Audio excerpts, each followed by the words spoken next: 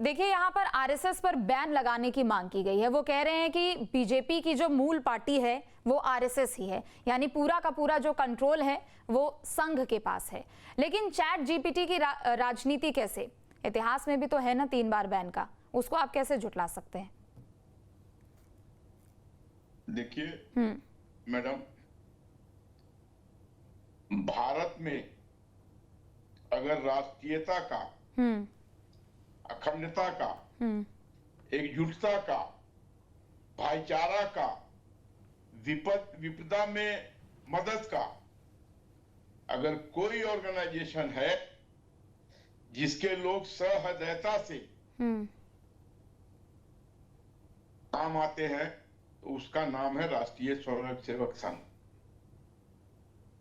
ठीक है, 1948 में बैन लगा, उसके बाद 2 बार और बैन लगा, लेकिन वो बैन हटा भी दिया गया। आप उस बात को भी याद कीजिए, जब चाइना के साथ युद्ध हो रहा था तो परेड में जवाहरलाल नेहरू ने आरएसएस के लोगों को नहीं बुलाकर उनको दिल्ली की ट्रैफिक व्यवस्था में संभालने के लिए आमंत्रित किया था। और आज देश के किसी कोने में, चाहे वो कोरोना की विपदा आई हो, बाढ़ की विभीषिका हो, या कोई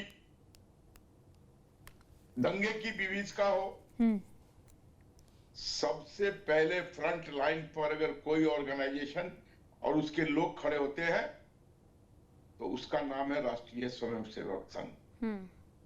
राष्ट्रीय स्वयंसेवक संघ राष्ट्रीयता की पाठ पढ़ाता है, भाईचारा की पाठ पढ़ाता है, समन्वयता की पाठ पढ़ाता है, और वो एक गैर राजनीतिक संगठन है। उसका राजनीति से कोई लेना देना नहीं। हाँ, जो भी लोग देशभक्त हैं, राष्ट्रभक्त हैं, वो राष्ट्रीय स्वयंसेवक संघ के भी अपने को मेंबर बनाते हैं। और इस तरीके का संगठन शायद विश्व में आपको देखने को नहीं मिलेगा। याद कीजिए, जितने भी त्रासदी आई है यहाँ पे, जब कभी भी कोई विपदा आई है, चाहे उत्तरांचल में हो, चाहे बिहार में हो, चाहे मद्रास में हो, चाहे देश के किसी कोने में हो, तथ्य बताते हैं कि उसमें अगर कोई संगठन सबसे आगे आके खड़ा हुआ है निस्वार्थ भाव से, उसका नाम है राष्ट्रीय स्वयंसेवक संघ। और उस पे उंगली उठाना राष्ट्रभक्त लोगों के ऊपर उंगली उठाने के बराबर है।